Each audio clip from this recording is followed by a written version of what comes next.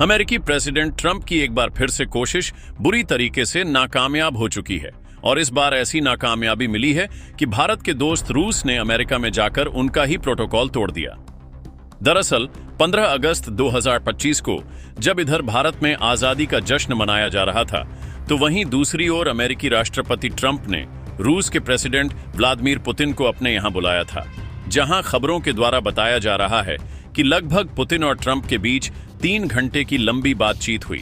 लेकिन नतीजा क्या हुआ कि ट्रंप ने जो सोचा था कि रूस समझौता करेगा, यूक्रेन से युद्ध नहीं लड़ेगा, उनकी यह तरकीब नाकामयाब हुई और उल्टा वह खुद रूस के पक्ष में आ गए।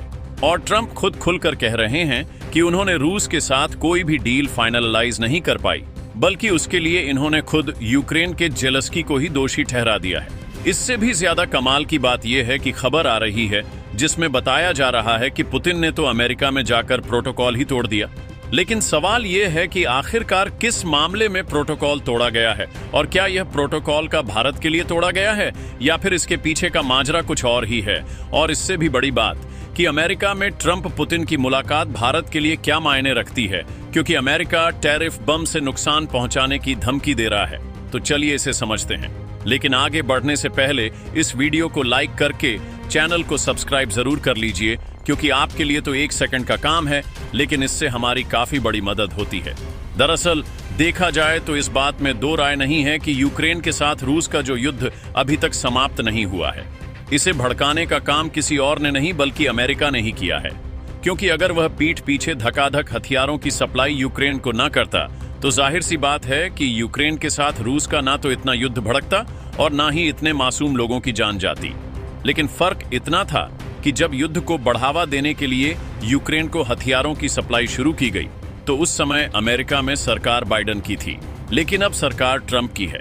शुरुआत में सबको लग रहा था कि सरकार भारत और रूस के पक्ष में बढ़िया साबित होगी।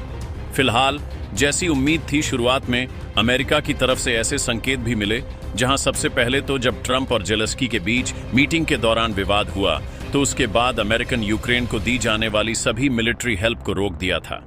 लेकिन कुछ ही दिनों बाद पता नहीं ट्रंप के मन में ऐसा क्या बस गया कि उन्हें इस बात का खरा सताने लगा कि अगर युद्ध रुक गया तो भारत और रूस की दोस्ती और भी ज्यादा मजबूत होगी और यही देश अमेरिका पर भारी पड़ जाएंगे।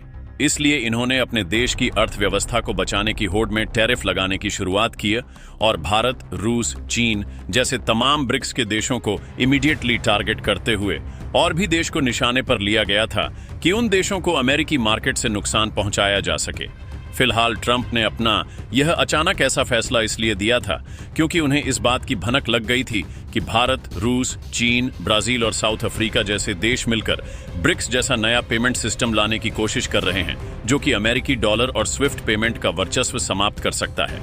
बस क्या था, इसी की होड़ में ट्रंप प्रशासन पूरी तरह से भड़क गया और ब्रिक्स कंट्रीज को टारगेट करते हुए टैरिफ पर टैरिफ, धमकी पर धमकी और सैंक्शन पर सेक्शंस लगाए जाने लगे, ताकि भारत और चीन जैसे देश रूस से तेल भी न खरीदे और रूस पूरी तरह से आर्थिक दबाव के कारण यूक्रेन से युद्ध हार जाए। इसीलिए कुछ महीनों बाद इसी बीच यूक्रेन को दोबारा से हथियारों की सप्लाई भी ट्रंप ने चालू कर दिया। इतना ही नहीं, केवल अमेरिका के द्वारा यूक्रेन को मिलिट्री सपोर्ट ही नहीं चालू किया गया, बल्कि बीते जून महीने में चुपचाप तरीके से बिना शोर मचाए ट्रंप ने यूक्रेन के साथ $30 मिलियन का समझौता करते हुए यूक्रेन को अतिरिक्त हथियार बेचा है और वह बात किसी से छिपी नहीं है। लेकिन हाल ही के दिनों में एक बहुत बड़ी दिलचस्प बात हुई। जैसा कि आप सभी लोग जानते हैं कि ट्रंप ने 25% की टैरिफ भारत पर अप्लाई कर दिया है और 25% की एडिशनल टैरिफ कुछ दिनों में अप्लाई होने वाली है।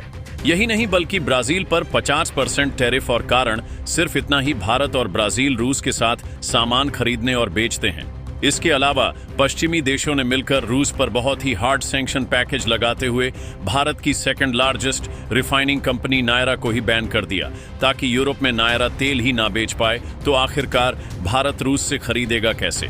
लेकिन भारत ने अलग अलग देश की मार्केट तलाश कर इसका भी सॉल्यूशन निकाल लिया। और अब मैं जो आपको दिखाने जा रहा हूं उसे ध्यान से देखिएगा, और वह कुछ और नहीं बल्कि वह है टाइम्स ऑफ इंडिया की रिपोर्ट, जो आप अपने स्क्रीन पर देख रहे हैं, जो कि हाल ही में निकल कर आई, और उसमें साफ साफ बताया जा रहा है कि अगस्त महीने में भारत में रशियन क्रूड ऑयल का इंपोर्ट्स बढ़कर 2 मिलियन यानी 20 लाख बैरल प्रतिदिन हो गया। क्योंकि अमेरिकी टैरिफ के बावजूद रिफाइनर कंपनियां सामान्य रूप से कारोबार पर टिकी रहीं। जबकि मैं आपको बता दूं, इसके पहले महीने जुलाई में प्रतिदिन रूस से तेल इंपोर्ट का आंकड़ा देखा जाए तो वह प्रतिदिन 16 लाख बैरल ही था। यानी अमेरिका और बाकी के पश्चिमी देश इन आंकड़ों को ही देखकर हैरान रह जा रहे हैं कि जितना ज्यादा उनके द्वारा दूरी बनाने की कोशिश की जा रही है, उतनी ही ज्यादा भारत की नजदीकी रूस से बढ़ रही है। अब यहीं से आता है असली मसाला। जब ट्रंप की सारी रणनीतियां फेल हो गईं, तो उन्होंने हाल ही में यह फैसला लिया कि हम पुतिन को अपने देश में बुलाकर डायरेक्टली उनसे बात करेंगे, और ठीक वैसा ही उन्होंने किया।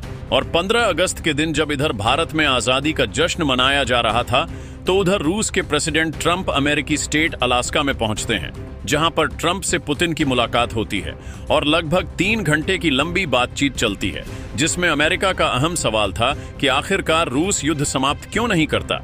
लेकिन रूस ने अपनी कूटनीति का इस्तेमाल करते हुए ऐसी सच्चाई ट्रंप के सामने रखी कि अंत में वह भी हार मान गए, और उन्होंने सीधा इस बात का खुलासा कर दिया कि लंबी बातचीत के बावजूद भी यूक्रेन युद्ध से जुड़ा कोई भी फैसला उनके द्वारा रूस के साथ नहीं किया जा सका। और मुख्य रिपोर्ट तो यह आ रही है कि पुतिन ने अमेरिका में जाकर प्रोटोकॉल ही तोड़ दिया।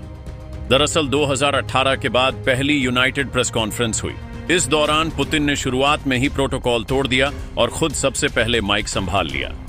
इसका मकसद साफ था, पूरी बातचीत पुतिन की शर्तों और उनके तरीके से शुरू हो। पुतिन ने प्रेस कॉन्फ्रेंस में अमेरिका और रूस के रिश्तों को पड़ोसी जैसा बताते हुए इतिहास और भूगोल का जिक्र किया। उन्होंने यह भी याद दिलाया कि अलास्का कभी रूस का हिस्सा हुआ करता था।